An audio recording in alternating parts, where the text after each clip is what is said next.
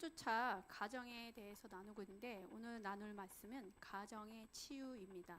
그래서 내용이 조금 많은데 들으시면서 내가 어떤 부분에 우리 가정이 어땠나 이런 것들을 메모를 하시면 좋겠습니다. 그래서 전체적인 내용을 적기보다도 나와 우리 가정에 해당되는 것들을 조금 적으셔서 같이 기도를 치유하는 시간을 좀 가질 겁니다.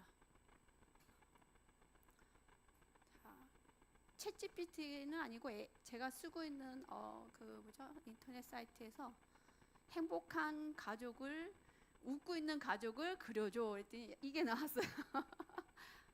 아빠가 되게 잘생겼어요. 아이 셋과 엄마에서 아주 행복한 모습입니다. 그래서 오늘의 말씀 주제는 가정의 치유와 회복입니다.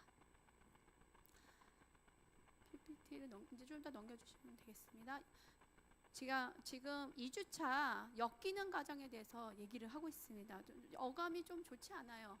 건강한 가정은 참 어감이 좋은데 건강하지 않은 가정이라는 느낌이 들어서 굉장히 조금 불편한 단어지만 우리가 많은 사람들이 엮이는 가정에서 자랐더라고요. 그리고 저도 이거를 치유 사역을 하지만 좀 달갑지 않은 주제예요. 왜냐면 아픈 얘기죠. 그래서 이 엮이는 가정은 건강하지 않은 관계를 하고 있는 가정이에요. 그래서 의사소통이 잘 안 되고 무엇보다도 뭐가 안 되냐? 정서적인 필요들이 안 채워지는 가정이에요.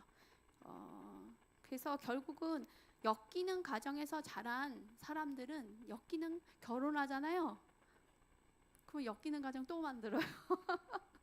그래서 엮이는 가정에 대한 상처를 치유받고 가정을 일구시는 게 좋습니다. 그래서 여러분들이 지금 오늘 말씀 나눌 때 나의 가정에 어떤 기능이 잘못됐는지를 좀 적어보시고 치유하셨으면 좋겠다는 생각이 듭니다. 자, 엮이는 가정은 어떤 가정이냐? 여러 이유가 있지만 습관적으로 술을 많이 드시는 부모님이 계시는 가정도 엮이는 가정이고요. 그 다음에 가정을 돌보지 않고 부모님이 돈 버는 일이나 직장이나 어떤 일 중독에 걸린 분, 그 다음에 어떤 신앙, 종교나 종교활동이나 이런 거에 너무 몰두돼 있어서 가정을 안 돌보는 집도 많아요. 그런 가정에서 자란 자녀들도 이제 문제가 되지요. 그 다음에 바람을 폈어. 아버지가 엄마가 요새 여자들도 그러더만요. 그래서 여자든 남자든 바람을 피고 심한 경우 다른 살림을 차리고 있는 경우 이런 경우도 엮이는 가정에 해당입니다. 또 자식을 돌보지 않고 부부끼리 여행 다니는 커플도 있어요. 그러다가 미국에서 가끔 가다가 잡혀요. 공항에서. 아이들을 집에 놔두고 부부가 그냥 놀러 가는 거예요. 플로리다나 이런데 그래서 공항에서 잡혀요. 방임죄로. 그런 부모도 있습니다. 그래서 아이를 돌보지 않는 거. 그 다음에 이혼했거나 재혼한 가정. 그 다음에 편모, 계부, 계모, 그러니까 친엄마, 친아빠가 아닌 가정에서 자랄 경우. 좋은 분도 있긴 한데 이제 조금 그렇죠. 그 다음에 엄격하고 율법주의, 그러니까 어떤 하나님의 말씀이나 이런 거 되게 강하고 도덕주의가 강한 집, 기준이 강했던 집 있잖아요. 그 가정도 해당이 됩니다. 또 중풍병이나 내성마비 이런 거를 앓고 있는 질병을 와상 환자나 이런 큰 병을 앓고 있는 환자가 있는 집 가정도 엮이는 가정에 해당이 됩니다. 또 제가 아는 분은 형님이 장애인이었어요. 그래서 형님이 장애인인데 돌봤어야 됐어요. 어렸을 때부터 자기가 어린데 이런 가정도 조금 문제가 있습니다. 그 다음에 너무 가난한 가정도 엮이는 가정에 해당이 되고 그 다음에 의사결정을 할 때 자녀들의 의견을 물어보지 않고 일방적으로 부모들이 결정하는 가정도 엮이는 가정에 해당이 됩니다. 그래서 여러분들이 이거 들었을 때 우리 집이 과연 어땠는가 메모를 하시기 바랍니다. 그러면 엮이는 가정에 대해서 우리가 몇 주째 들었는데 그러면 건강한 가정의 특징은 뭐냐? 이걸 볼 것입니다. PPT 보여주세요. 그래서 첫 번째, 균형이 있습니다. 어떤 가정 안에 변화가 있을 수 있어요. 뭐 아이가 출산할 수도 있고 남편이 직장을 다니다가 그만둘 수도 있고 아니면 아이가 아플 수도 있고 뭐 아니면 누가 돌아가실 수도 있고 이런 식의 인생사에 있는 변화들이 있을 때 잘 적응하는 가족이 건강한 가족입니다. 두 번째, 문제를 개인 차원에서 아니라 가족 차원에서 다룬다. 만약에 아빠가 문제가 있어 아니면 아이한테 문제가 있어 그러면 일방적으로 해결사인 엄마가 해결하는 게 아니라 엄마 아빠가 같이 아니면 아이들과 함께 상의하고 같이 문제를 해결하는 거죠. 그래서 누군가 한 사람이 해결되지 하는 게 아닌 거예요. 건강한 가족은. 그 다음에 세 번째, 세대 간의 견고한 결속이 있습니다. 보면 아빠 엄마 세대와 자녀 세대가 굉장히 사이가 연합돼 있고 그 다음에 조부모 세대하고도 연결이 되어 있는 거죠. 네 번째, 개개인 사이에 분명한 경계선이 유지된다. 그러니까 부모는 부모로서 존중해주고 자녀는 자녀로서 존중이 돼야 되는데 편부모님, 그러니까 아빠가 혼자 키우거나 엄마가 혼자 키우고 하면 한대로 아빠가 혼자 키울 경우는 자기 자녀 중에 딸이나 누가 있으면 약간 그 아내같이 대할 수가 있어요. 이제 이거 치유적이에요. 아니면 엄마가 혼자서 아이들을 키워요. 남편 없이. 그러면 그 중에 자녀 한 명은 아들 역할을 할 뿐만 아니라 남편 역할을 해야 되는 그런 상황이 있을 수 있습니다. 이거는 굉장히 건강하지 않다고 하는 거예요. 다섯 번째, 가족들은 서로의 문제를 직접적으로 대면한다. 문제가 있어요. 누가 문제가 일어났어요. 그러면 이거를 그 문제 일으키는 자녀를 빼고 자기네끼리 막 통화하고 그 자기네끼리 표현밖에 못하죠. 하여튼 이 자녀를 빼고 막 통화하면서 막 이렇게 하자 저렇게 하자 막 이런 식으로 하는 집들이 있거든요. 건강하지 않습니다. 그래서 가족의 문제, 부모님의 문제 아니면 어떤 자녀의 문제가 있으면 최고 좋은 거는 가족 회의를 하는 거예요. 원 테이블에서. 사각 테이블이 아니라 원 테이블에서 이 이슈를 놓고 아빠가 우리 집에 이런 문제가 있다. 자신의 문제뿐만 아니라 아빠들은 보통 싫어해요. 자신의 문제를 다루는 게 창피하니까. 근데 아빠 문제조차도 한예로 뭐 어렵게 됐다. 그래서 아빠가 실직하게 됐다. 그래서 아빠가 앞으로 이런 계획이 있고 이렇게 해야 된다. 아니면 집을 팔아야 될 수도 있잖아요. 어려우면 부도 나거나. 그러면 그걸 자녀들한테 다 오픈하는 거 아니지만 상황을 설명해주고 다음 스텝은 뭘 해야 될지를 얘기를 해주는 게 되게 건강합니다. 과연 여러분들은 집에 문제가 있을 때 어떻게 해결을 하셨습니까? 여섯 번째, 차이가 수용되고 격려된다. 아이들도 뭐 셋이든 둘이든 몇 명이든 어떤 학습 능력도 다를 수 있고 잘하는 부분이 다 달라요. 근데 우리 집에는 법조계에 있는 사람들이 있어. 그러면 다 법조계로 공부해야 되는 집도 있고 의료계에 있으면 다 의료계로 가야 되고 사업을 하면 다 사업가로 가야 되더라고요.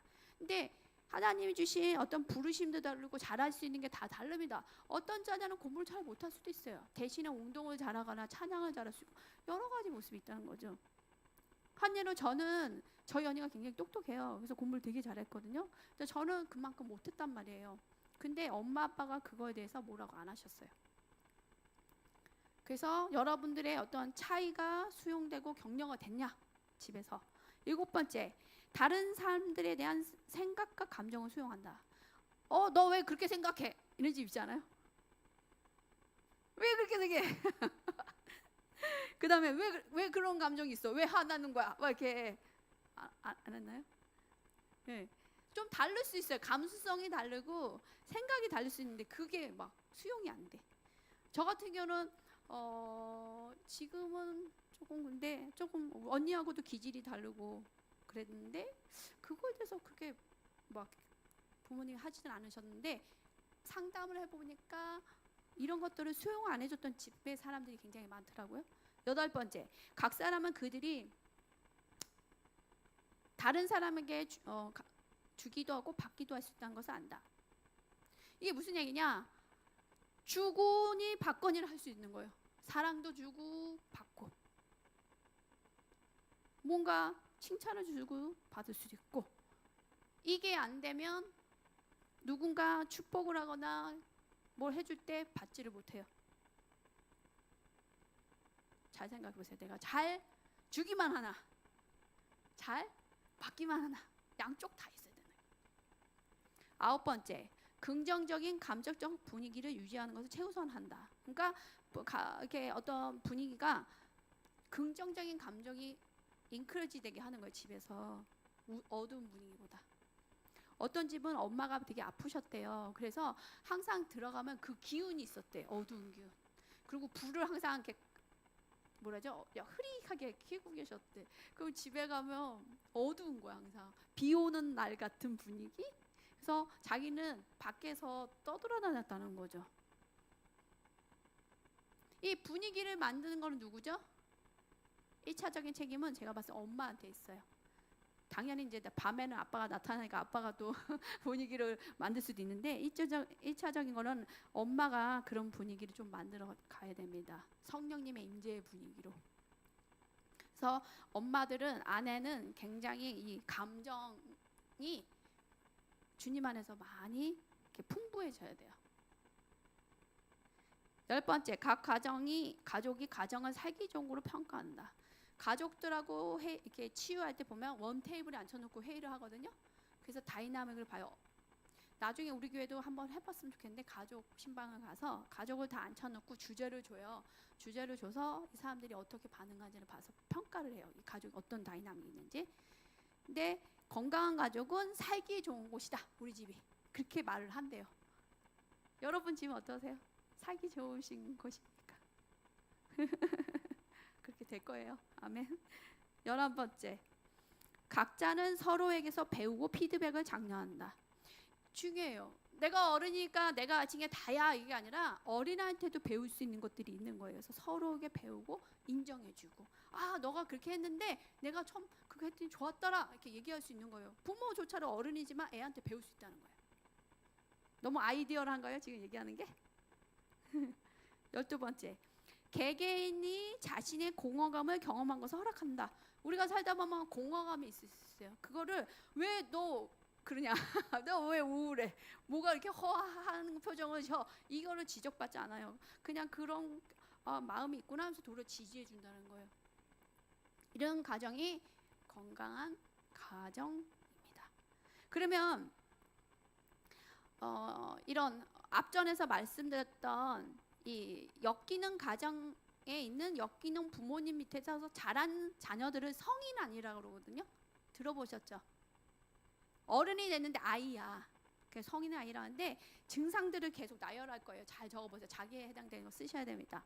자, 이 역기능적 부모 밑에서 자랐던 어른, 이미 어른이 된 사람들의 증상들. 첫 번째, 예수 그리스도를 주 되심을 신뢰하지 못한다. 예수님이 주인 된다는 걸 이해하지 못해요. 무슨 얘기냐? 권위에 순종하지 못해요. 왜냐? 어린 시절 권위자였던 부모가 책임을 다하지 못했기 때문에 이 반감이 있어요. 두 번째, 쉬지 못합니다. 이중동 양상이 있어요. 어린 시절 항상 긴장 속에서 살았기 때문에 어떤 나쁜 일이 돌발하면 그것을 대응했어야 되는 거예요. 그 어린아이가. 그래서 그거를 준비태세를 해서 냉면 대응을 했어야 됐기 때문에 부모로부터 보호받을 거를 기대하지 않습니다.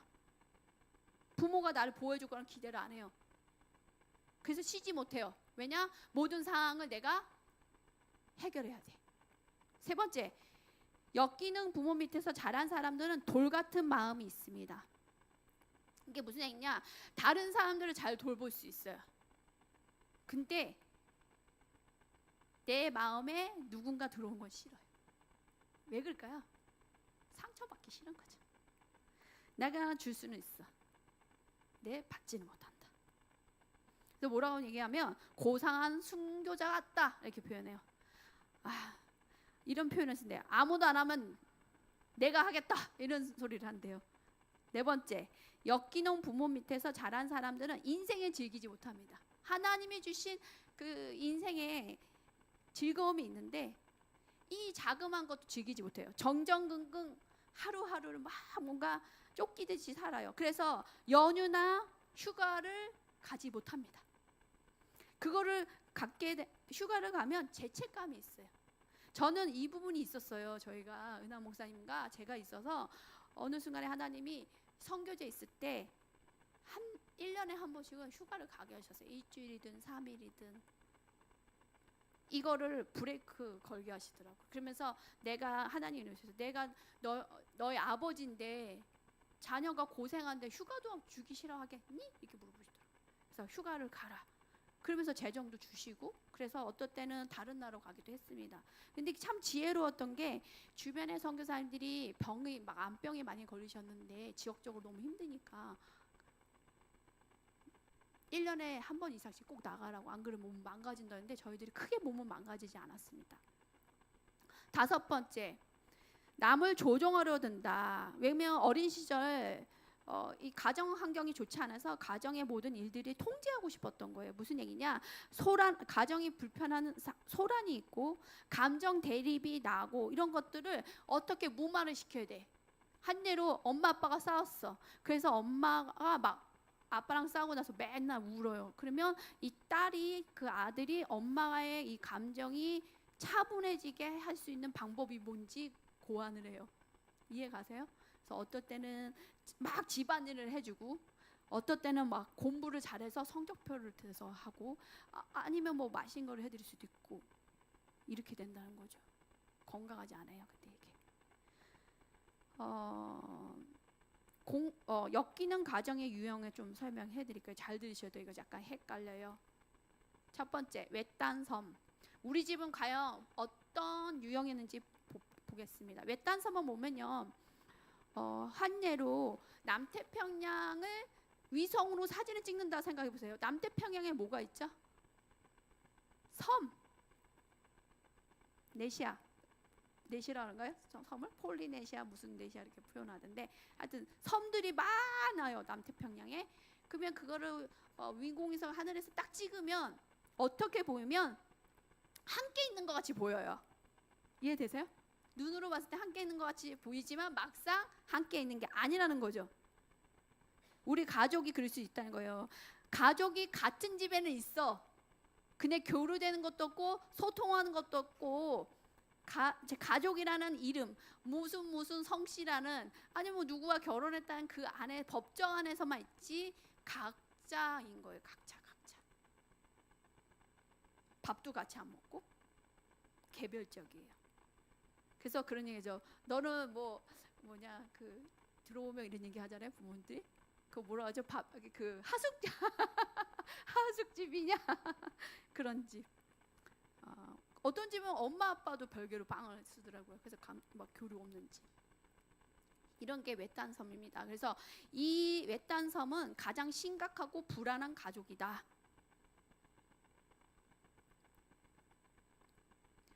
이런 가정에서 자란 사람은 애착 관계자, 사랑의 관계를 갖기가 굉장히 어렵대요. 개인 관계가 굉장히 어려운 사람이 이 가정에서 자란 사람들은, 왜냐면 정서적으로 만족이 없고 관계를 깊게 하는 게 무서워요.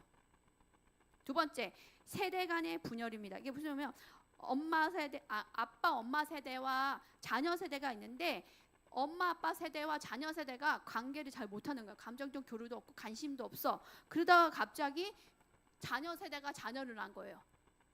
그래서 손주와 손녀가 생겼는데 갑자기 신경도 안 썼던 엄마 아빠가 자기 자녀들은 안 돌보고 손자와 손녀들을 돌보기 시작해요. 이거는 굉장히 안 좋은 집이에요. 그래서 한 세대를 뛰어넘어서 서로 이뻐해주고 막 자기 자식이냐 막 하는 집들이 있거든요. 이건 엮이는 가정입니다. 결국은 그 자녀 세대 있잖아요. 자녀 세대는 자신의 자녀 세대를 잘 키웠을까요? 대물림돼요. 똑같이 자녀 세대도 자기의 자녀들을 못 키우기 때문에 관계를 하지 못해요. 반복이에요. 패턴입니다. 3번째, 성별적인 분열. 이거는 이제 우리나라에 많았던 거예요. 지금은 덜해요. 무슨 얘기냐? 남자는 남자끼리 뭉치고 여자는 여자끼리 뭉치는 거예요. 아버지는 아들과 뭉치고 어머니는 딸들하고 같이 있는 거죠. 그래서 밥을 먹을 때도 어떻게 했죠? 옛날에 남자는 남자끼리 먹었잖아요.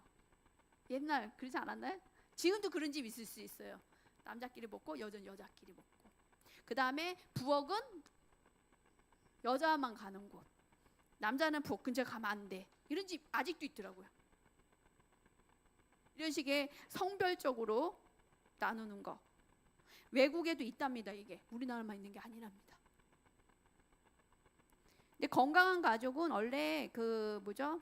자신의 아이의 성별과 반대되는 부모님하고 굉장히 이렇게 뭐랄까 건강하게 접촉하는 게 좋아요. 그러니까 딸이면 아빠하고 아들이면 엄마하고 이게 굉장히 스킨십뿐만 아니라 모든 대화나 이런 것들이 굉장히 친밀해졌을 때 결혼했을 때 되게 건강하대요. 그 다음에 자신의 성별에 대해서 좋게 여긴대요. 자신의 성별에 대해서 좋지 않게 여기는 분들 있습니까? 있는 것 같은데 저는 괜찮은데 있는 분들 잘 생각해 보세요. 내가 나의 반대되는 성별되는 부모님은 어떤 관계를 가졌나? 과연 그 부모님이 나한테 그 사랑의 스킨십, 머리 쓰다마주고 귀 두들겨주고 이런 거, 아니 엉덩이 궁덩이 이렇게 해주는 거 해줬나? 안 해줬을 확률이 높습니다. 네 번째, 융해된 한 쌍. 이게 발음이 좀 그런데 융해 뭐냐? 녹아들다라는 뜻인데 무슨 말이냐? 아빠 얘예요. 아빠가 바람을 핀 거예요. 그래서 말썽을 계속 피니까 엄마가 이제 아빠는 없는 사람이야. 이혼은 안 한 상태에서 없는 사람이야. 근데 자녀들을 싹 보니까 우리 첫째 딸이 굉장히 공부도 잘하고 내 말 잘 들어. 그러면 둘째, 셋째 신경도 안 쓰고 남편도 신경 안 쓰고 나의 가족 구성원은 오직 누구야? 내 큰딸이야. 그래서 큰딸에게 모든 거를 공급해 주는 거야. 큰딸일 수도 있고 큰아들일 수도 있어요. 그래서 모든 지원, 재정부터 관심, 사랑을 다 그 자녀한테만 주는 거 굉장히 안 좋은 케이스예요. 그래서 결국은 외딴성과 융해된 한 쌍이 있는 거예요. 엄마와 큰딸이 하나가 됐고 나머지 가족은 섬같이 있는 거죠. 두 가지 모습이 있는 거예요. 다섯 번째, 언덕 위의 여왕. 느낌이 좋으신가요? 한 사람이 완벽하게 가정을 군림하는 거. 보통 어머니들이 차지를 하고 남자일 수도 있어요. 그래서 그 어머니한테 얘기를 해야지 모든 일이 해결이 돼. 엄마한테 허락받지 않으면 절대로 문제가 해결되지 않은 가정 문제. 이게 언덕 위의 영웅이에요. 다른 사람한테 의견을 물어보는 건 절대 금물이다. 그래서 어떤 대가족 가운데 할머니가 통제하는 거예요. 대가족을 다. 그래서 가족들이 뭔 일이 생기면 다 할머니한테 비유를 맞춰야 돼. 근데 그 비유를 맞힌 사람이 엄마잖아요. 비유를 맞추는데 그 마음에 뭐가 있으면 언젠가는 이 자리는 내 자리 될 거야 하는 게 있다. 그 마음 가운데 섬긴대요. 나의 기회가 올 것이다. 이게 언덕 위의 여왕이고요. 여섯 번째, 말 없는 독재자. 말이 없다는 거는 이렇게 안 보이게 가족을 교묘하게 조정을 한다는 거예요. 언덕 위의 여왕은 딱 드러나 있어요. 아, 우리 할머니? 우리 아버지? 이렇게 딱 누군지 아는데 말 없는 독재자는 나타나지 않아. 가족 가운데 드러나진 않는데 조정을 해. 그래서 조정할 줄 알아요. 자녀들을. 저는 이렇게 표현해요. 리모컨이 있다. 이해되세요? 부모님들 리모컨 있는 거 아세요? 모르시네? 아유, 왜 몰라요. 전화해서 어떤 자녀는 아이고 내가 오늘 힘들어서 밥을 안 먹었어 이러면 또 마음 아파하는 자녀가 있고요. 어떤 자녀는 아유 오늘 내가 아파 이러면 또 움직이는 자녀가 있어요. 아니면 어떤 부모는 아 나 아빠 때문에 오늘 힘들다 막 이렇게 울면서 전화한대. 그러면 어떠죠? 이 버튼이 있으니까 그 자녀가 움직여요. 부모님 버튼이 있다니까요, 여러분들. 경험 없으세요? 저는 아는데 잘 생각해보세요. 부모님이 어떤 버튼을 여러분들을 자꾸 눌러서 요동치게 하는지. 그래서 이 말 없는 독재자는 이런 것들을 통해서 여러분은 이렇게 조정을 해요. 그다음 감정을 자극을 시킵니다. 7번째, 가족 속죄양. 저는 이게 굉장히 되게 안 좋다고 생각이 들고 때때로 이런 사람들 만나는 것 같아요. 치유할 때 이거 보면 가족 중에 한 사람을 속죄양으로 만든 거예요. 속죄양이 성경에 나오죠. 제물로 바쳤던 게 속죄양이잖아요. 가족 중에 한 사람이 가족의 모든 문제를 짊어질 사람은 택하는 거예요. 어떤 사람일까요? 삼형제 중에 좀 말썽을 조금 피는 사람. 다 무조건 못 잊혀지면 이 사람, 이 자녀 때문이야. 굉장히 안 좋아요. 그래서 가족 갈등이 생기면 항상 그 사람 탓으로 돌린대. 부모님 잘못일 수도 있고 아니면 경제적 문제일 수도 있고 형제 간의 갈등이 있을 수도 있는데 괜히 그 속죄양으로 잡은 사람이 걔 때문이야 이런 식으로 부모와 자녀들이 형제지간에 계속 지적을 한대요. 그래서 이렇게 얘기한대요. 너만 없으면 우리 집은 평안하다 이렇게 얘기한대요. 이런 가족 속죄양을 지킴을보다 찍히는 자녀랄까요? 자녀들은 학교 문제가 있고 가출을 하기도 하고 중독이 많대요. 중독. 그 다음에 관계 문제가 있답니다. 가족 내에서 정서적 소외가 있습니다. 그래서 늘 나는 사랑받지 못한 존재야 이런 거 있고 그 다음에 영적으로 굉장히 감수성이 뛰어났대요. 예민하대요. 집에서 학습이 된 거예요. 그 다음에 자기 책임이 아닌 것을 잠깐만 자기 책임을 느낀대요. 이게 가족 속죄양의 모습입니다. 총 7가지 엮이는 가정의 모습인데 그러면 엮이는 가정에서 자란 아이를 뭐라고 부른다고요? 성인 아이. 이 성인 아이에 대해서 더 설명을 해드리겠습니다. 저도 보면서 많이 치유는 되는데 아직 있더라고요. 성인 아이는 생활의 어떤 부분에 있어서 어른 같지만 생활과 행동, 그 다음에 사랑 관계하는 것에 있어서 아이 같은 사람은 성인 아이라고 합니다. 우리 안에 부분적으로 있을 수 있어요. 그래서 내가 어떤 성인 아이가 있는지를 적어보시고 오늘 치유받는 시간을 갖겠습니다. 아멘. 자, 성인 아이의 특징. 지나친 책임감이 있고 거절에 대한 두려움이 있고 사람 눈치를 많이 봅니다. 그 다음에 감정 표현이 어렵고 친밀해지는 걸 굉장히 두려워해요. 그래서 이런 사람들은 결혼에서도 문제가 생겨요. 부부하고 굉장히 이렇게 친밀해져야 되는데 거리두기를 해요. 첫 번째, 성인 아이 특징, 소외감이 있습니다. 성인 아이는 흔히 건강한 행동, 정상적 행동이 어떤 것인지 몰라서 늘 혼란스러워요. 내가 어떻게 행동하고 어떻게 하는 게 좋은지 잘 몰라요. 성인 아이는 흔히 자신이 다른 사람들과 다른 데가 있다고 느낀다. 네. 아니 이게 아직 나오면 안 됩니다. 이게 나오면 안 됩니다. 성인 아이는 자신과 다른 사람은 다른 데가 있다고 느끼고 세 번째, 다른 사람들과 친밀한 관계를 맺는데 어려움이 있다. 종종 버림받는 것에 대한 두려움이 있습니다. 성인 아이는. 두 번째, 자기 정죄의식이 있어요. 성인 아이는. 자신과 타인을 무자비하게 비판하고 인정받기에 급급하다. 자신에게 상처 준 사람에게도 충성 아끼지 않는다. 굉장히 병적이에요. 자신을 상처 주는데 멀리 해야 되는데 충성을 막 해요. 세 번째, 불신이 있습니다. 성인 아이는 스스로 통제할 수 없는 변화에 과잉 반응한다. 변화가 있을 때 이게 통제가 안 돼요. 되게 스트레스를 많이 받는 거예요. 그 다음에 진실을 말해야 되는 상황에 거짓말을 한다. 왜 거짓말을 할까요? 자기 보호하려고 했죠. 그 다음에 대외적인 행동이나 결과에 심사숙고하는 것이 없이 충동적인 행동을 한대요. 불신이 있으니까 이런 결과가 있어요. 그 다음에 사랑과 동정을 구별하지 못하고 구조해 주어야 할 불쌍한 처지에 있는 사람을 사랑하게 된다. 잘 들어보세요. 사랑과 동정을 구분하지 못한다는 거예요. 도와줘야 될 사람과 내가 사랑해야 될 사람을 구분하지 못한다는 거예요. 그러니까 무조건 불나방 같이 불로 막 뛰어가는 이럴 수 있다는 거예요. 그러면 어떤 결과가 있을까요? 상처를 받을 수 있습니다. 네 번째, 긴장감이 있습니다. 늘 긴장감이 있기 때문에 즐거운 시간 갖는 일에 어려움을 느껴요. 막 사람들은 즐거운데 자기는 늘 소외되는, 나는 즐거움에 못 들어가 있어. 사람들이 같이 따도 안 하고 거절감을 주지 않는데 나는 외로워.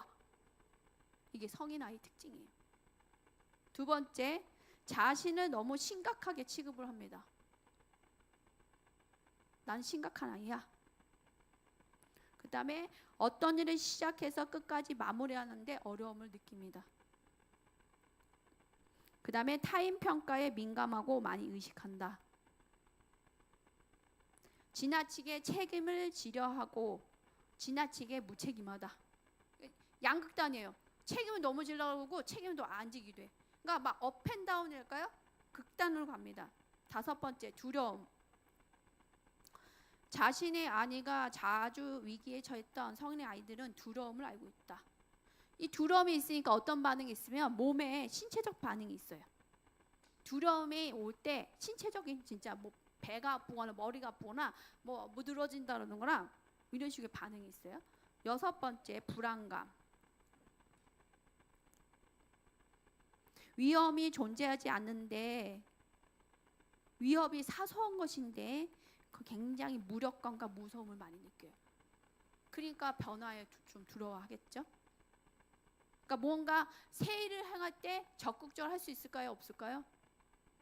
두려우니까 잘 못할 수 있어요. 주저주저 많이 합니다. 일곱 번째, 지나친 행동. 많은 것들에 강박적인 경향이 있고 충동적이고 분노가 있대요. 억압된 분노, 표출되지 못하는 분노가 있어. 그래서 이 분노를 어떻게 표출을 해야 될지 몰라요. 그 다음에 무엇인가 중독하려고 합니다. 중독 양상이 있고, 그 다음에 지나치게 완벽해지려고 합니다. 자, 성인 아이의 유형을 세 가지로 나눌 수 있어요. 크게. 지금은 어떤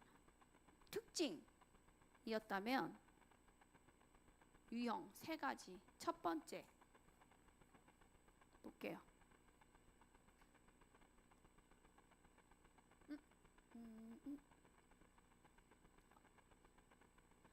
성인 아이의 세 가지 유형 중에 첫 번째 해피형입니다. 이제 적으셔야 될 거예요. 이제 보면 나인데 그럴 수 있어. 성인 아이의 해피형은 감정 표현이 어렸을 때 무시당하고 집에서 약함을 보면 혼났던 거예요. 뭐 남자가 돼서 너 왜 이렇게 울어? 막 이럴 수도 있고. 이거 못 하겠어요. 그러면 막 혼나고. 아니면 부모가 너무 차가워. 감정을 주지 않았어. 그 다음에 너무 바빴어. 그러면 어렸을 때 이런 과정에서 자란 아이는 어떤 것을 마음에 갖고 있으면 읽어보세요. 기대하지 않으면 상처받지 않는다. 그러니까 무슨 얘기예요? 기대하면 안 돼요. 상처받아. 그 다음에 두 번째, 혼자가 안전하다. 이 해피형하고 데이트를 하면 굉장히 힘들어요. 여자일 수도 있고 남자일 수도 있는데 넘어가겠습니다. 자, 그러면 어떤 모습이 있냐? 읽어볼게요. 감정 표현이 어려워요. 화뿐만 아니라 즐겁고 뭐 기쁘고 슬프고 짜증나고 이런 것도 표현을 잘 못해요. 왜냐면 숨겨진 분노가 있기 때문에 이 감정 표현이 어려워요. 근데 뭔가 답답하고 하는 애. 제가 그 얘기했었죠. 홍 목사님이 몇 년 전에 기도를 딱 해주시더라고요. 탁 손을 어이? 이상하다는 거였어. 왜요 목사님? 했더니 감정이 뒤집어졌대. 너무 뭐가 힘들었나 보대. 그래서 울어야 될 때 웃고요. 제가 웃어야 될 때 운대요. 맞았어요. 그때까지도 감정이 그랬어요. 그래서 목사님이 딱 손을 대고 이렇게 뒤집어져라 막 이렇게 명하셨어. 그러더니 제가 웃어야 될 때 웃고요. 울 때 울더라고요. 저희 아버지가 저 돌도 안 됐을 때 저 죽인다고 서랍에 넣었거든요. 서랍, 책상 서랍 같은데. 그때 뒤집어진 것 같아요. 제 생각에. 잘 생각해보세요. 어렸을 때 무슨 일이 있어요? 저 같은 일이 있었으면 뒤집어질 수 있는데. 그래서 감정 표현이 어렵고, 두 번째, 깊어지면 거리를 둬. 뭔가 이 사람하고 친해질 것 같고 하면 도망쳐 버려요. 세 번째, 굉장히 독립적이에요. 자기의 시간과 자기의 영역이 강해요. 그래서 물건을 쓰더라도 내 거를 터치하면 된다, 안 된다? 안 돼. 이런 분들하고 선교 훈련 받으면 되게 힘들어요. 선교 훈련 받으면 막 합숙하잖아요. 너무 힘들어요, 같이. 저 선교사 훈련 받을 때 물건을 넣을 수 있는 공간이 딱 책상 하나였어요. 근데 막 물건이 많을 수 있잖아요. 그러면 넘어오지 말라고 막 이런 사람도 있었거든요. 몇 번째죠? 하나님과 사람들에게 도움 요청을 못해요. 회피형은. 나 도와주세요 얘기를 못해. 근데 속은 꿍 앓는 거야. 내가 다 해야 되겠다. 이렇게. 얼마나 힘들까요? 다섯 번째, 하나님을 의존하기 어려워. 하나님하고 사람에게 도움을 요청을 못하니까 하나님 의존하기 어려워요. 그 다음에 갈등이 생겨 피해버려요. 해결하지 않아요.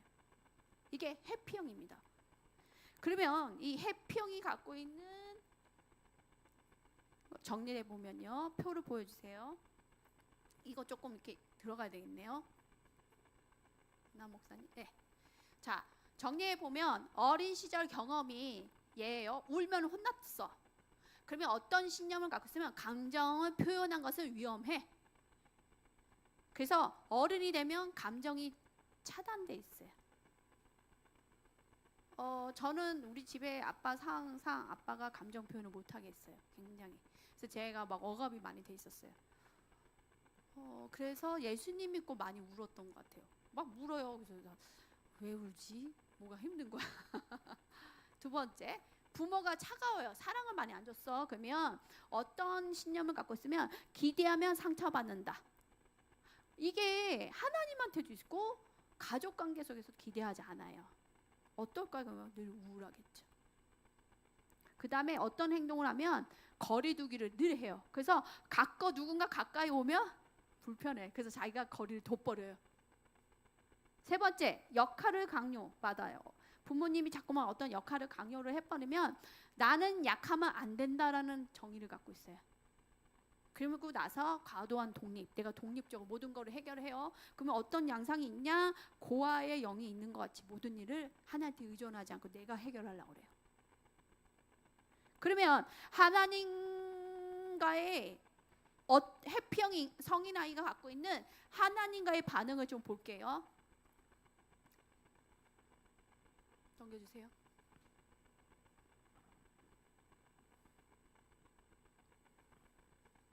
하나 목사님.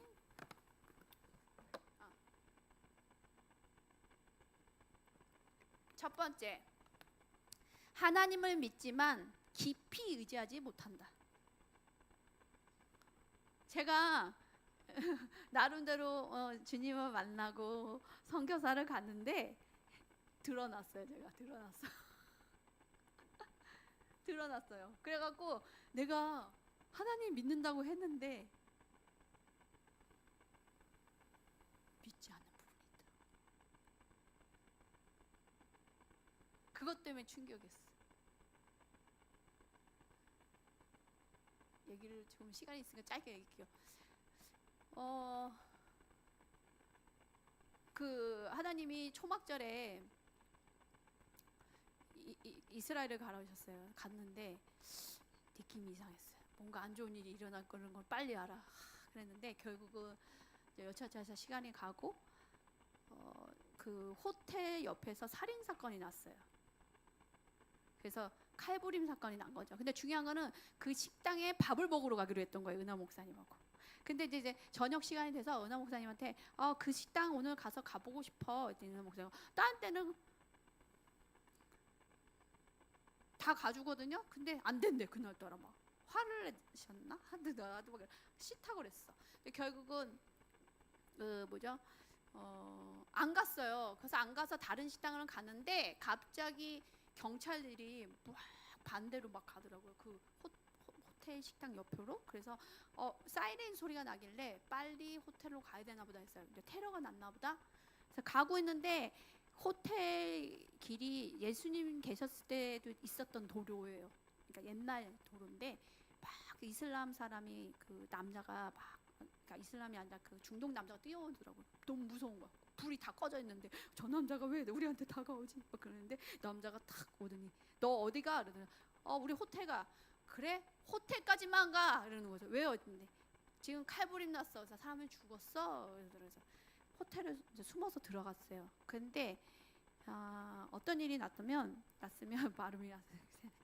그 제가 밥 먹으러 가고 싶었던 식당에서 앞에서 유대인 엄마 아빠와 아이 둘이 칼로 맞아서 죽은 거예요. 근데 17살인가 16살 남자애가 다 난도질을 했는데 중요한 거는 유튜브 같은 방송에 그냥 버젓이 나오는 거예요. 그게 여자가 막 소리 질러요. 엄마가 살려달라고 비명을 질려요. 아무도 안 도와줘요. 길거리에 다 장사를 하고 있어. 제가 그거 보고 트라우마가 드러났어요. 제 안에 트라우마가. 다시 선교지에 돌아갔어요. 바보 같더라고요. 제가 한 3개월, 6개월간 헤맸어. 이게 우울증도 아닌 뭔가 있었어. 너무 슬픈 거예요. 그래서 그때 말했던 뜨개질. 은하 목사님 조끼를 짜줘야 되겠다. 안 되겠다. 뜨개질을 돼. 뜨개질 할 줄도 모르는데 뜨개질을 하는 법에서 조끼를 짜고 있는데 기도를 3개월인가 했어요. 근데 반쪽 완성될 쯤에 계시가 임했어. 주님 왜 그러죠? 제가 했더니 너 나한테 화났어. 그러시더라고요. 하나님한테 화났대. 무슨 얘기예요 하나님? 했더니 나 화났는데 화났어. 너가 어렸을 때 새벽마다 아빠가 너 엄마 괴롭힐 때 너가 하나님 아니 사람들 어른들 친척들 외가 친척들 어른들은 누가 도와줬어요 하는 울부짖음이 있었어.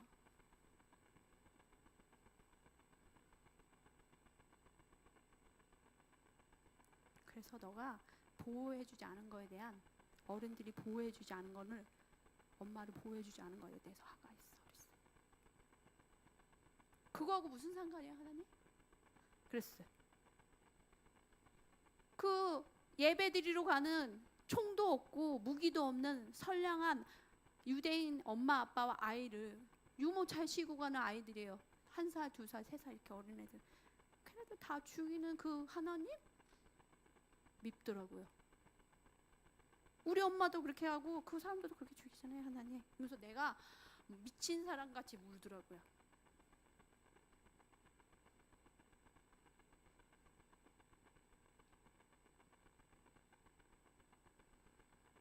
이런 것들이 제가 하나님 예배하는데 하나님하고 만나는데 방해가 됐던 거예요. 더 충격적인 건 뭔지 아세요? 하나님이 분명히 그랬어요. 너가 이번 초막절 가면 예배가 깊어질 거야 그랬거든요. 그래서 나는 기름 부심을 막 받는 줄 알고 옛날같이 와 영광의 기름 부심이 있는데 그게 아니었어요. 상처. 하나님하고 예배 드린다 하지만 깊게 가지 못하는 그 상처가 하나님 예배하는 방해했구나. 근데 너무 놀라운 거 뭔지 아세요? 제가 그 다음날 그 살인사건 있는 다음날 이렇게 앉아있는 거예요. 길거리에 유대인들이 예배 드리러 가는 모습을 보고 유대인들이 예배를 드리러 가요. 그 와중에 테러가 났는데 총을 이따만한 걸 들고 아빠가 부인과 아이들을 유모차 밀면서 여전히 예배 드리러 가는 모습 보면서 내가 어이가 없었어요. 하나님 나는 절대로 이런 일 있으면 나가지 않을 것 같은데 이들은 어떻게 돼서 예배하러 가요? 불과 몇 시간 전에 테러가 났는데 저는 무서워서 안 갈 것 같은데 이들은 왜 예배하러 가요? 저 같으면 예배 드리러 가지 않을 거예요.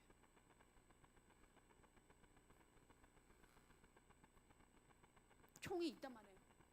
아빠들이 다 메고 부인과 애들을 다 안고 예배 드리러 가더라고요. 계속. 은하 목사님이랑 둘이 앉아서 저 사람들 미쳤나 보다.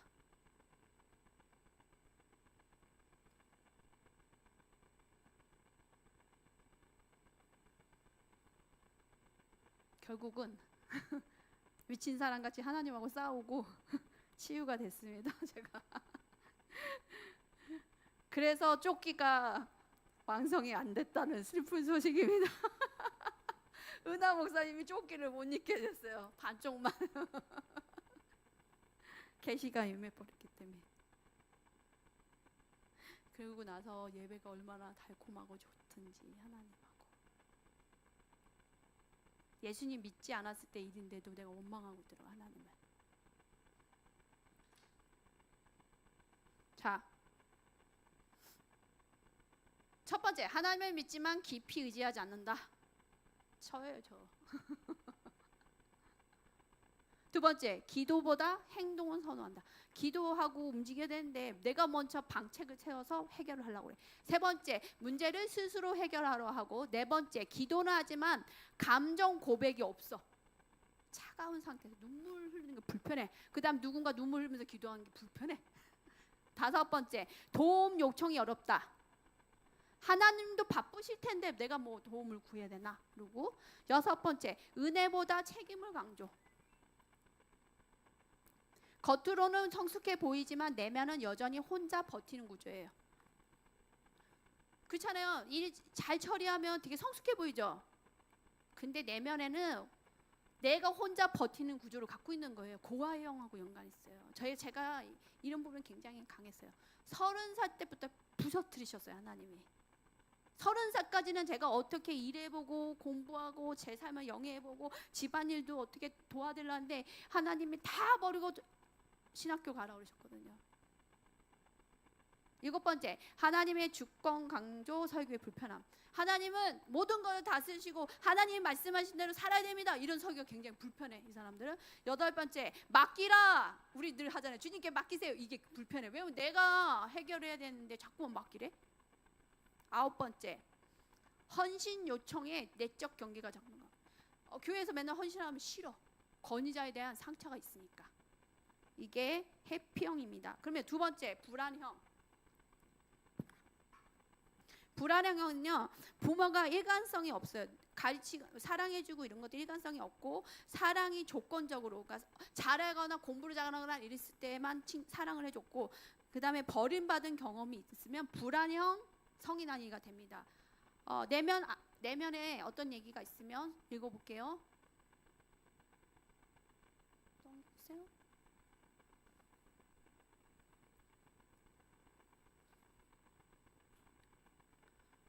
넘겨주세요. 읽어볼게요. 나는 버려질 것이다. 계속 붙잡아야 된다.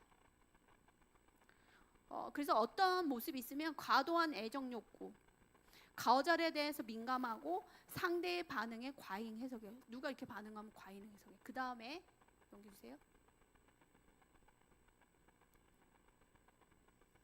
관계 패턴이 있어요. 가까워질수록 더 붙잡음. 해피형은 가까워지면 어떻게 한다죠? 도망가 버려. 근데 이 사람은 더 잡아봐. 만약에 이 불안형인 사람과 뭐 이렇게 데이트를 한다, 그럼 굉장히 남자들이 힘들 수 있어요. 상대는 계속 부담을 갖고 거리를 두게 되고, 그러면 뭐 한여름 여자야? 그러면 그 여자가 막 불안해서 폭발해. 그래서 하나님 관계 속에서 어떤 일이 있으면 보여주세요. 하나님은 결국 나를 떠날 거야. 그래서 읽어볼게요. 첫 번째, 기도 후 즉각적 응답을 기대한다. 하나님이 침묵을 거절로 해석해요.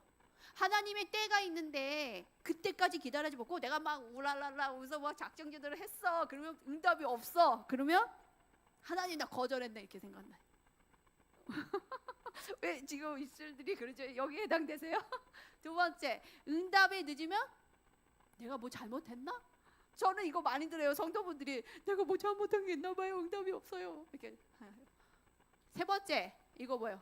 예배 중 강한 감정이 없으면 불안하고 눈물, 체험, 은혜, 느낌에 의존한다. 이게 없으면 이상한 거야. 아니면 나는 왜 이런 거 안 주세요 이렇게 한다는 거예요. 불안형의 특징이에요. 잘 이렇게 기록해보세요. 제가 보니까 좀 있는 것 같아요. 네 번째, 봉사를 과도하게 하고 인정받지 못하면 상처, 지도자 말에 과민 반응한다. 뭘 했어요. 교회에서 뭘 했어. 근데 이 칭찬을 그만큼 안 해줘. 그러면 그게 상처가 돼. 그 다음에 지도자가 리더십이 뭐라고 말할 수 있는데 그게 과민 반응이. 5번째, 작은 실수에도 영적 불안이네요. 죄송해요. 못하네요. 작은 실수에도 영적 불안이 있고 회개를 늘 반복을 하고, 그 다음에 자기 때문에 하나님이 실망하셨을 거야 늘 생각을 한대요. 이게 불안형입니다. 그러면 불안형이 있으면 믹스형이 있어요. 혼합형. 3번째, 해피와 불안. 부모 어떤 배경이면 부모가 때로는 따뜻했다가 때로는 위협적으로 하고 사랑도 주고 두려움을 줬어 부모들이. 그러면 혼합형이 돼요. 내면의 신념은 보여주세요. 가까이 가고 싶다. 그런데 무섭다. 없어요? 읽어드릴게요. 그래서 어떤 모습이 있으면 친밀함을 원해. 그렇지만 반대로 회피하고 싶어. 2가지 다 있어. 그 다음에 감정 기복이 심하고 관계를 무난하게 하는 게 아니라 극단적으로 해. 내가 싫으면 확 안 만나버려. 내가 좋으면 또 막 만나. 그래서 이 관계 패턴이 어떤 방법이면 다가갔다가 두려웠다가 도망쳤다가 외로우면 다시 만나. 이게 혼합형입니다. 자, 이제 이게 성인 아이의 특징인데 나한테 어떤 형인지가 중요한 게 아니라 나한테 이런 요소가 있구나 발견하는 게 중요해요. 그러면 어떻게 치유를 해야 되냐? 이제 치유 기도를 할 텐데, 첫 번째, 문제를 인식해야 됩니다. 우리 집에 나의 문제 뭔지를 찾아야 돼요. 아, 내가 이런 성인 아이 같은 게 있네. 그래서 엄마 아빠가 이런 부분을 잘 못해줬네. 이거를 인식하는 거예요. 2번째, 감정 회복을 해야 됩니다. 그래서 억눌린 감정이 있어요. 분노, 슬픔, 뭐 두려움, 이런 것들에 대해서 감정 회복이 필요해요. 근데 남자분들 되게 어렵잖아요. 그죠? 어떠세요?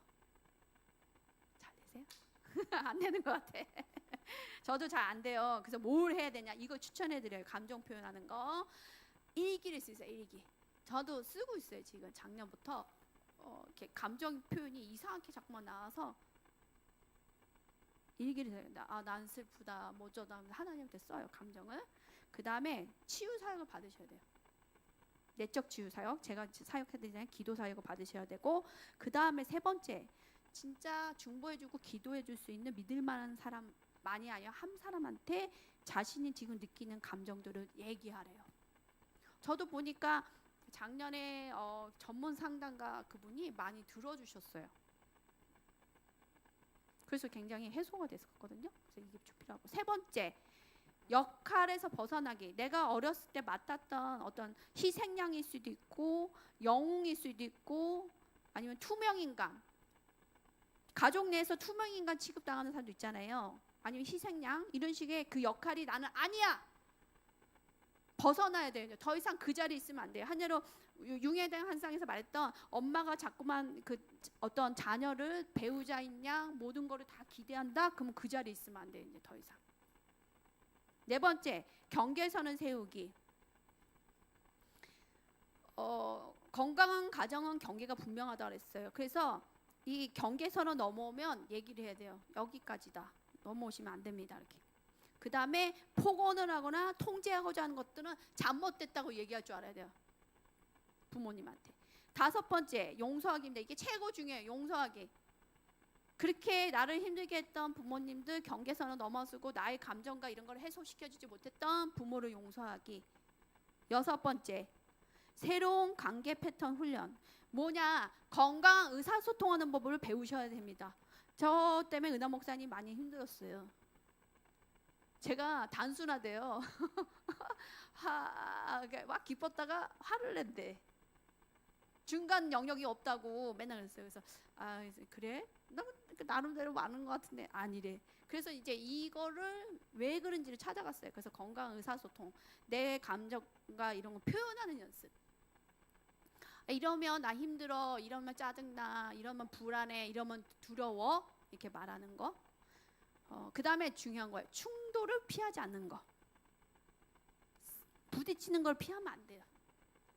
그렇다고 막 일방적으로 막 카톡으로 써갖고 보내고 그러는 게 아니라 뭐 이렇게 만나서 얘기할 수도 있죠. 전화로 얘기할 수도 있고. 참 어려운 것 같아요. 근데 저 어때요? 힘든 사람한테 전화해서 당신이 왜 그랬습니까? 얘기하는 게 좋으세요? 어렵더라고요.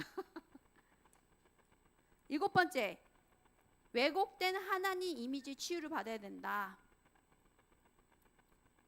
예를 들어 통제적인 아버지는 어떻게 생각하죠? 하나님은 통제적이야 이렇게 얘기를 하는 거야. 아빠가 통제를 다 했단 말이에요. 그러면 하나님은 통제적이야 생각하고 부모님이 무관심한 부모야. 그러면 하나님은 멀리 계셔. 내 일에 관여를 하지 않으셔. 이렇게 있다는 거예요. 3번째, 체벌이 심한 부모냐. 맨날 잘못하면 막 때렸어. 규율을 갖고 막 때렸단 말이에요. 그러면 하나님은 내가 잘못하면 벌을 주실 거야 하는 생각이 있대요. 그 다음에 일이 바빠서 돌봐주지 않는 부모는 하나님은 나의 작은 일에 관심이 없기 때문에 내 기도해도 상관이 없어 이렇게 생각한대요. 또 형제 중에 공부를 잘하거나 능력이 있던 자녀를 부모님이 첫째든 둘째든 막내든 이뻐만 했어. 나머지 자녀들은 안 이뻐했어.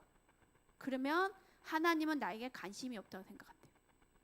그래서 이런 왜곡된 하나님 이미지가 무엇이 있는지 아는 치유를 받으셔야 됩니다. 아멘. 그러면 마지막입니다. 그러면 이거를 치유 받았어. 그러면 뭘 해야 되면 이런 설 같은 모임에 가족 모임 가운데 적용을 해야 된대요.